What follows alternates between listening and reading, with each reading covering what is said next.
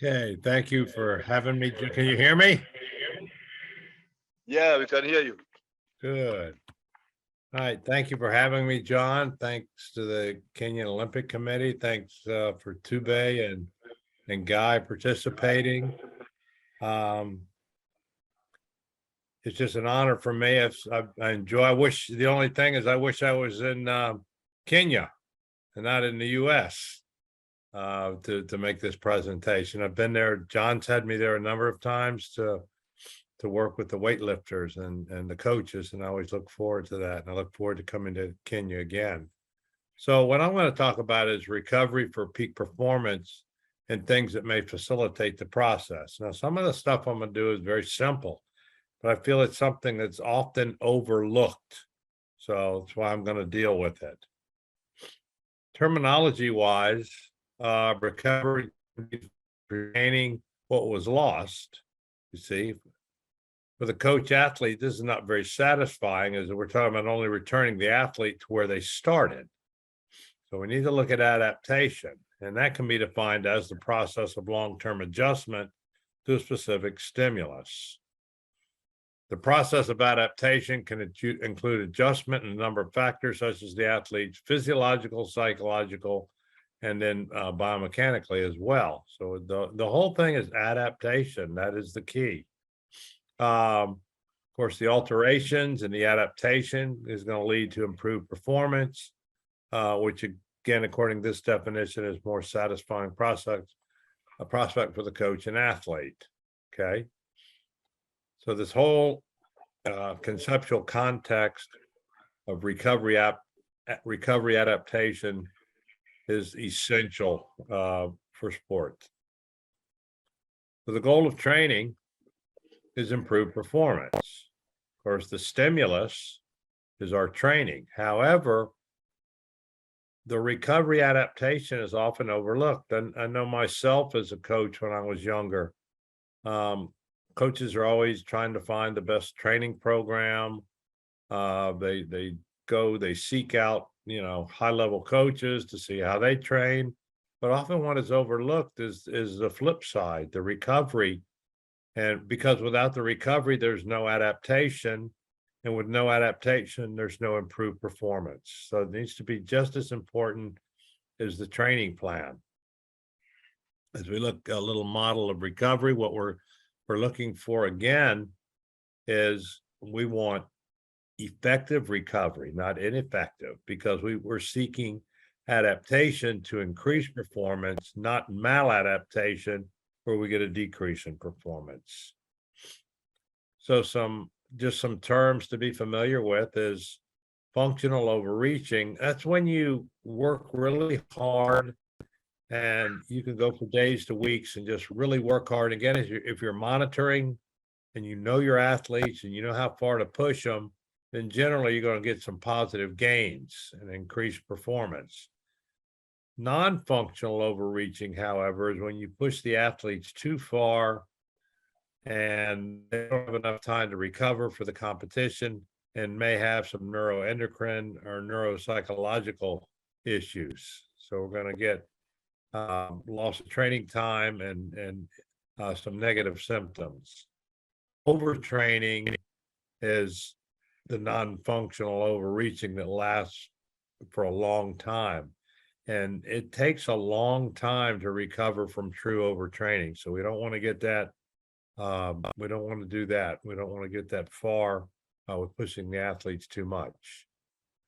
Something I think maybe you're familiar with is a general adaptation syndrome proposed by Hans Selye. Hans Selye was not a sports scientist. He was a scientist that dealt with, and a medical doctor that dealt with stress. And what this shows is this can be looked at over a lifetime. It can be looked at in shorter periods of time. But we know that the body tries to maintain homeostasis. But at times we go into an alarm phase. The body is stressed, but the body is amazing in the way it can adapt to these different stressors. However, if pushed too far, the body can go into exhaustion. So we can look at this in sport. This can be looked at in training. uh, training is our stressor.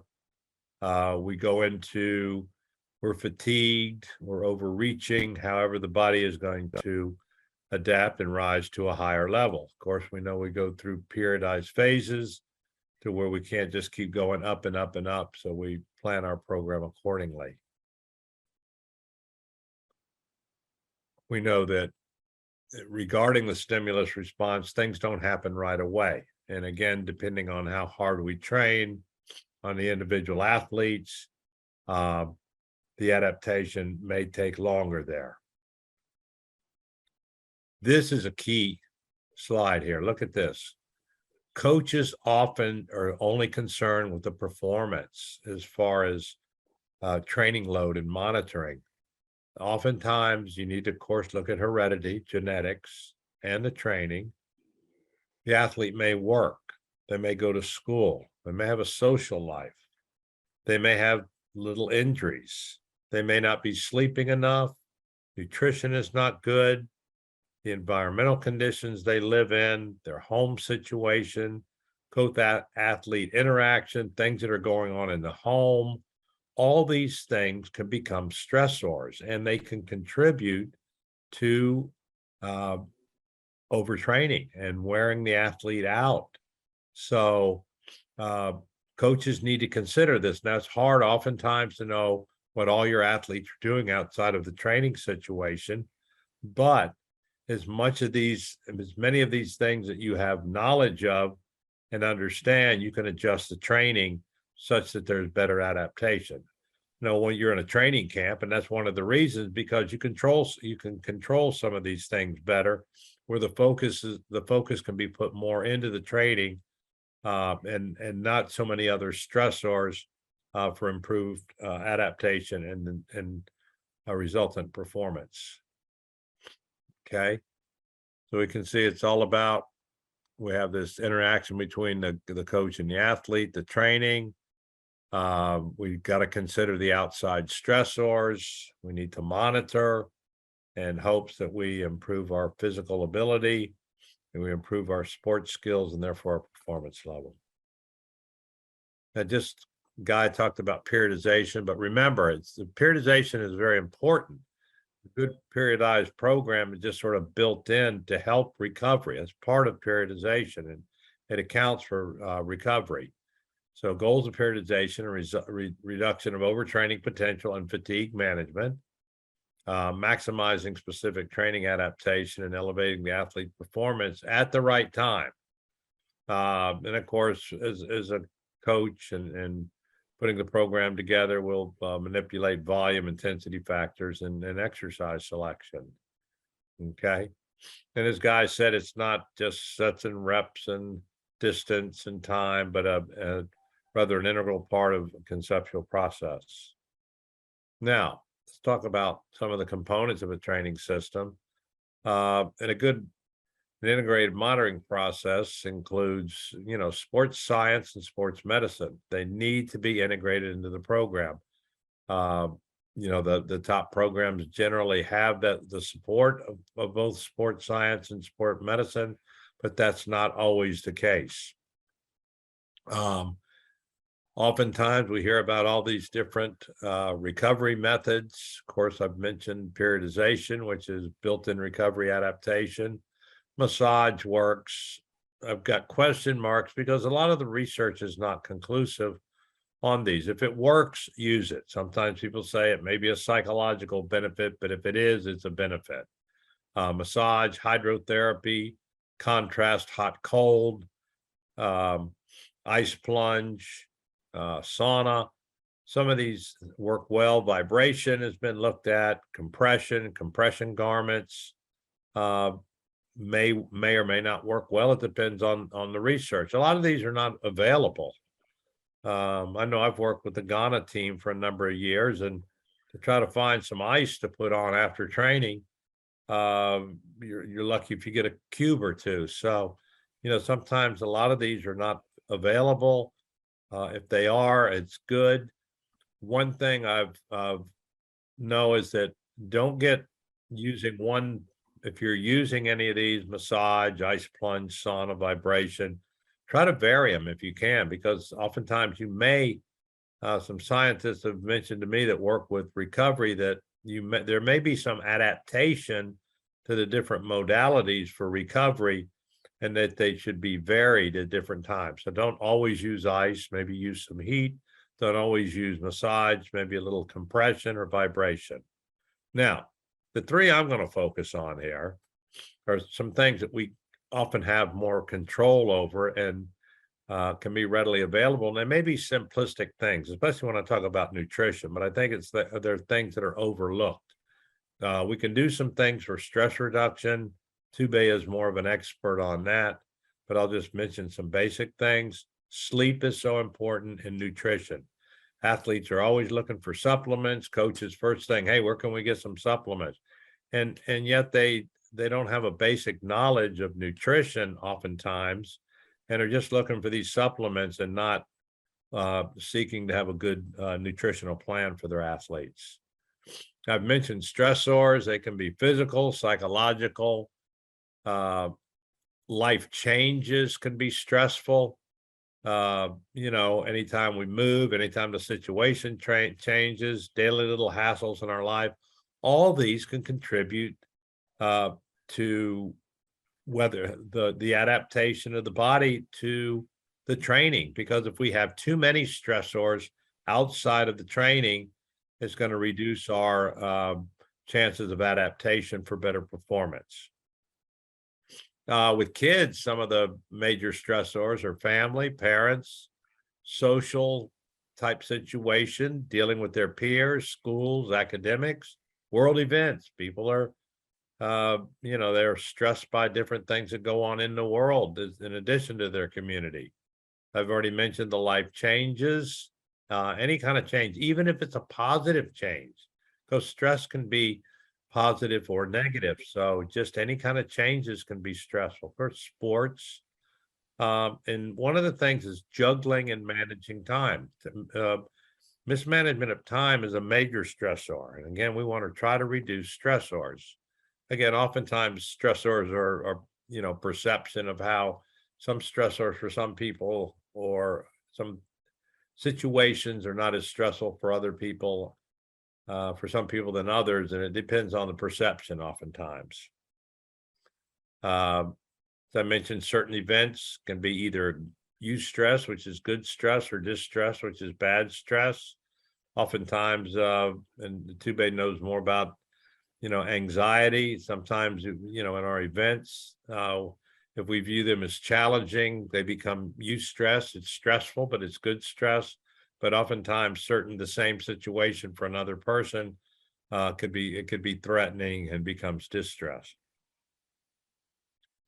Oftentimes, we see personalities may be affected by stress. People that are type A, driven and such, may be a little bit more stressed than people that are type B and laid back. Locus of control, whether you have control of a situation or not, or believe that you do.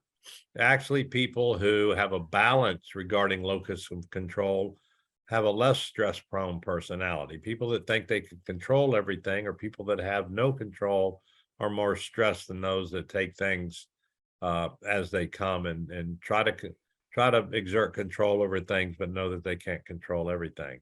And of course, if you have a good self-esteem and feel good about yourself, generally you're less prone to stress. Some stress reduction techniques, hobbies, meditation, prayer, music, art, reading, breathing techniques. All these can help reduce stress. And again, increase adaptation for training. Yoga, relaxation techniques such as progressive relaxation. Just for of course, with athletes, we're doing physical exercise, but just for a lot of people, exercise is a good stress reduction technique. Having a pet oftentimes can help reduce stress. Get out into nature, smell the roses. And time management is very important, as I mentioned earlier. Just general things. You can do a whole seminar on time management, but generally you make a plan, use a calendar, expect the unexpected if you're planning for the day. plan for the long term and the short term. Um, take your large tasks and break them down into smaller tasks. Rank your tasks, do them as far as what needs to get done, you'd like to get done, and then finally what you want to do. Usually it's the other way around. Goal setting, we're not going to get into, but I will mention that sort of goes hand in hand here. In setting your goals, make sure they're specific, measurable, action-oriented, realistic, timely, and self-determined. Okay, now, it's so important as far as recovery. Some of the reasons it is important, as I've already mentioned, enhanced adaptation for performance, but there's more consistency in training. If you could manage the stress and we can manage fatigue, our consistency in training will be much greater. We're not going to have so many of those, really good days and those bad days. It'll be more consistent. If you can manage the stress, you can reduce the risk of overtraining, and then also injury and illness as well. We hear all this, oh, they were training so good and they got sick. Well, a lot of that sickness may be because they were in contact with somebody that, had some illness, but it could also be that they were worn down and their immune system was worn down, which made them more susceptible to illness or to injury. Now, sleep is just simple that we often overlook it. These are some of the recommendations of the National Sleep Foundation in the U.S. 7 to 9 hours is roughly what, a lot of the athletes that we're coaching need, and some may need more, some get less there. Here's some tips for sleep practices. Stick to a sleep schedule. Even on the weekends, you can get, somebody told me the term about social jet lag. I think, on the weekends, kids get up on the internet all night, and they sleep, stay up till 2, 3 in the morning, and you almost get jet lagged, the next few days by doing things like that. So as an athlete, you should go to bed the same time, even on the weekends. Get a little ritual before you go to sleep. Naps may work for some people, but oftentimes you should avoid naps if you find that you can't fall asleep at bedtime. Your room should be cool between 15.5 and 19.5 centigrades. Try to eliminate noise and light. Get a comfortable mattress and pillows. Avoid bright light in the evening.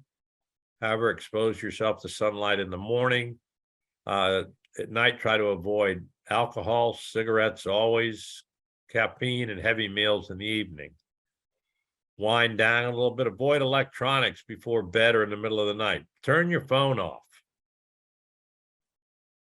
If you can't sleep, get up and go to another room or do something till you feel relaxed. Don't just lay in the bed.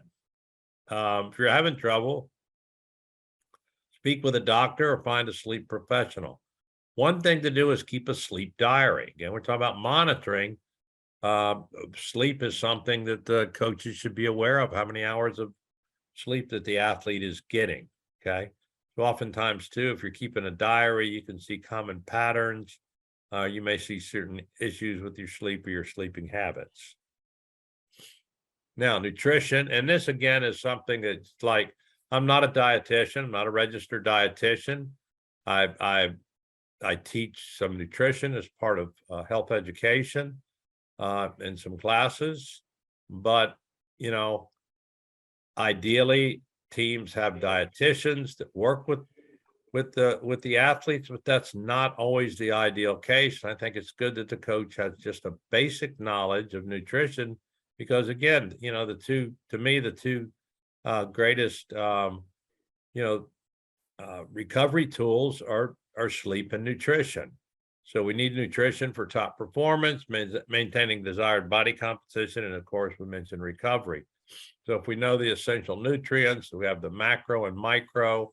The macro, the carbohydrates, protein, and fat. Micronutrients are vitamins, minerals, and water, which is often not included. Just simple. I'll just go through simple things regarding each of these. Carbohydrates are sugars and starches. Preferred fuel and intense exercise. Excuse me a minute.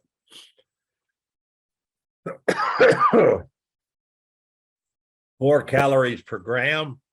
Excess is converted to fat. So just because you eat fruits and so-called healthy food, you can still add on fat because of that.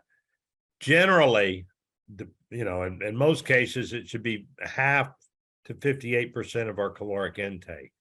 And these are some sources here. You can just take a look at those. Maize, rice, and so on. Those are the starches. Sugars are the ripe fruits. Table sugar. We need both insoluble and soluble fiber. The insoluble come from your grains and cereals, with more of the soluble coming from your fruits and oats. Proteins needed for growth and repair. It's made up of amino acids. Some people get into taking amino acids, but you got to be very careful when you do that, because oftentimes amino acids compete for receptor sites to be absorbed. And if you overdo one amino acid over another, you may not get the absorption of all the essential amino acids. So be very careful with that. 4 calories per gram should be about 12 to 20 caloric intake, or 0.83 grams per kilogram of body weight per day. You can meat products there, okay, as opposed to plant-based sources. Most of your animal-based, your animal proteins are complete proteins.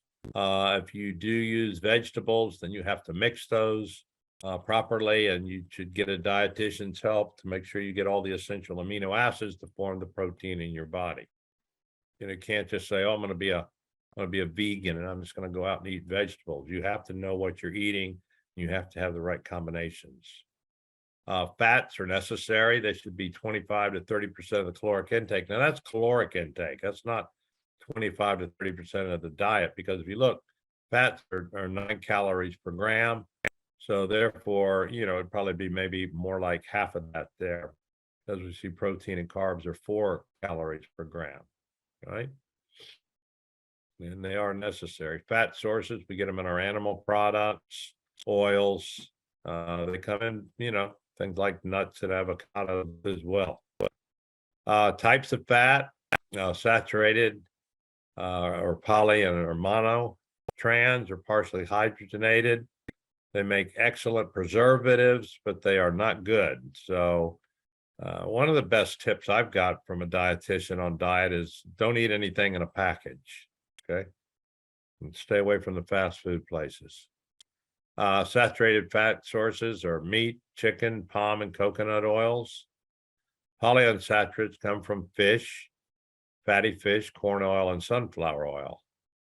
Monounsaturated fat sources come from olive oil, peanut, and canola oil. The trans fat sources, again, are the packaged products like ice cream, cookies, non-dairy creamers, and chips are examples. Of course, we're concerned with cholesterol for health there. Promotes atherosclerosis, which is a clogging of arteries. Of course, if your coronary arteries in your heart get clogged, you can have a heart attack there. The levels are increased by saturated fats and trans fats. We want to, I'm not saying totally eliminate those, but try to keep those under control. Okay. High density lipoproteins tend to lower the risk of atherosclerosis, and they're increased by intake of monounsaturated fats and by exercise. So a balanced diet would be about 50 to 58% carbohydrate, 12 to 20% protein, and 20 to 30% fat. And this is regarding total calories. So if we look at a balanced diet, generally have fruits, vegetables, grains, protein, and dairy.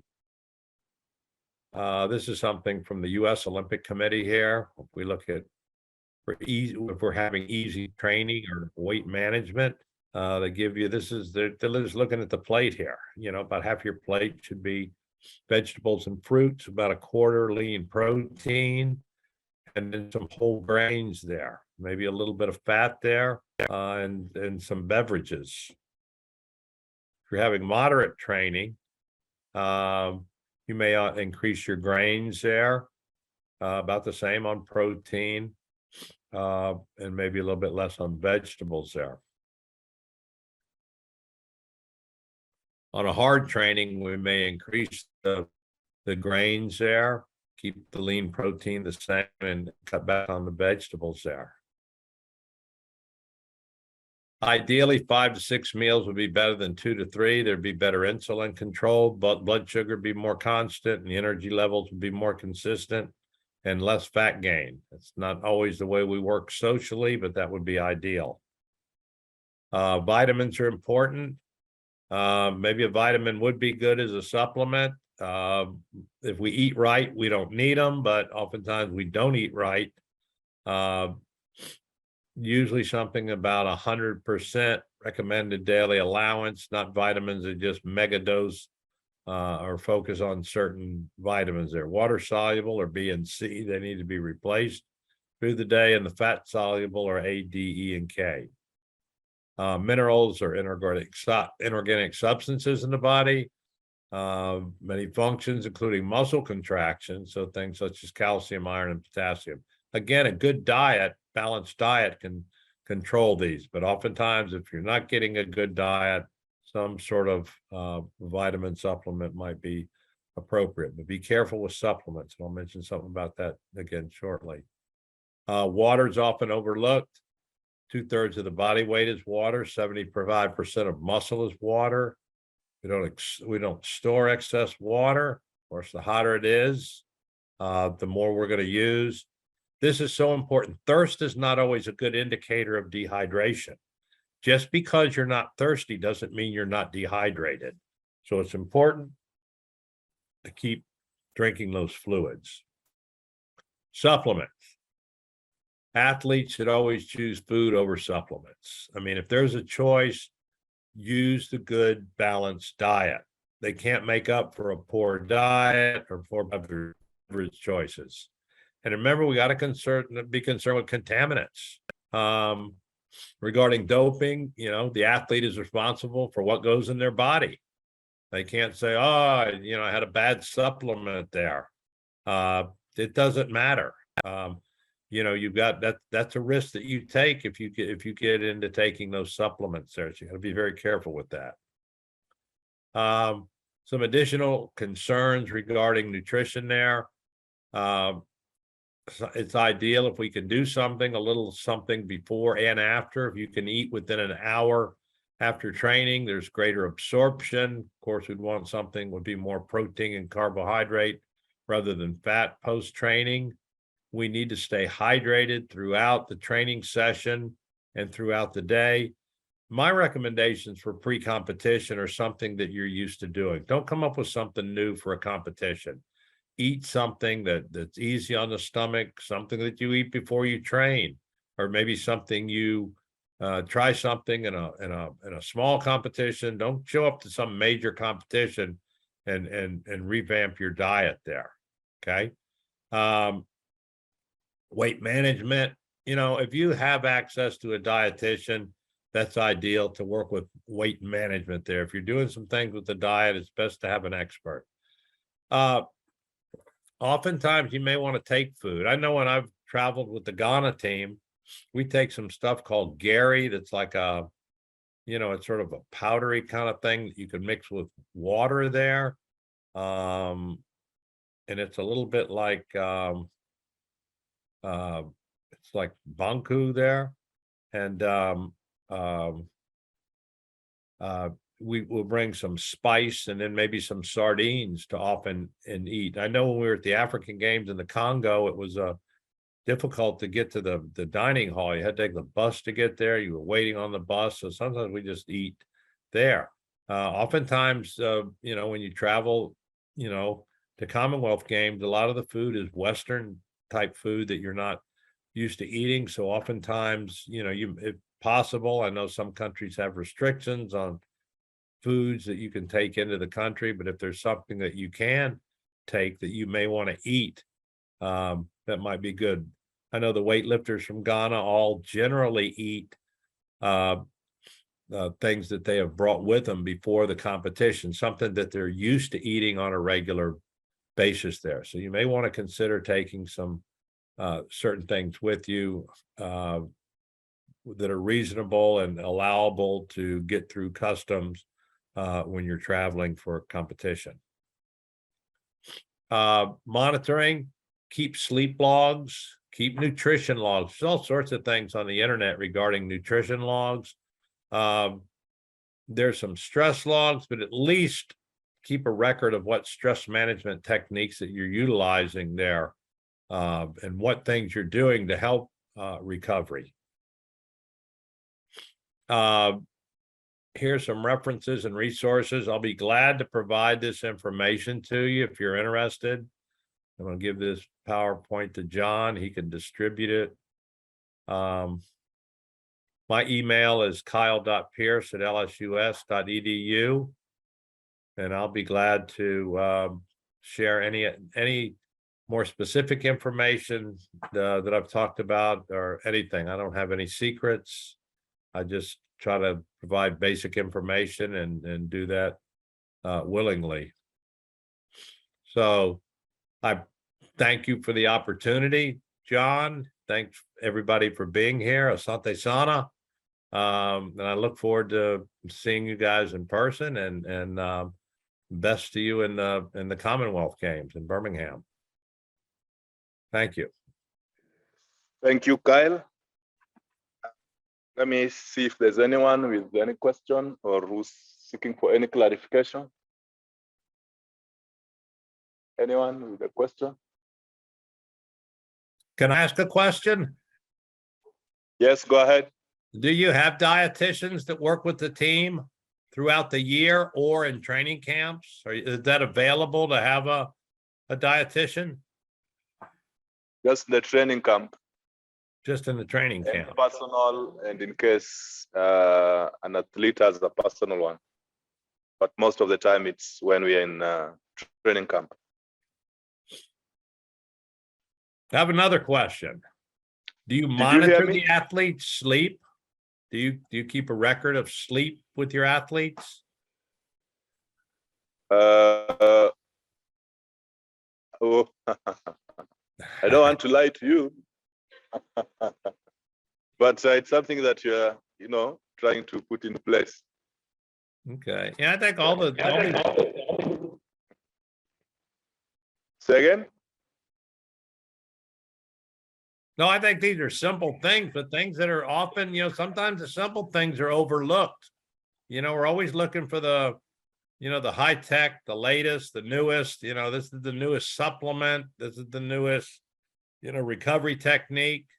They're coming out with something for recovery all the time. And I was in China a few years ago and they had a compression garment for every part of the body, but they didn't look like they were used very much. And I know there was a great focus on sleep and such there. They would almost take naps between every training session there. And I'm sure the nutrition was monitored as well. So oftentimes those basic things that nutrition and sleeping and monitoring your stress levels are simple but very important. All right. Hakuna swali? Kyle, it seems there is no question for you. Do you have Okay. another question for us? No, just hey, James, how are you doing?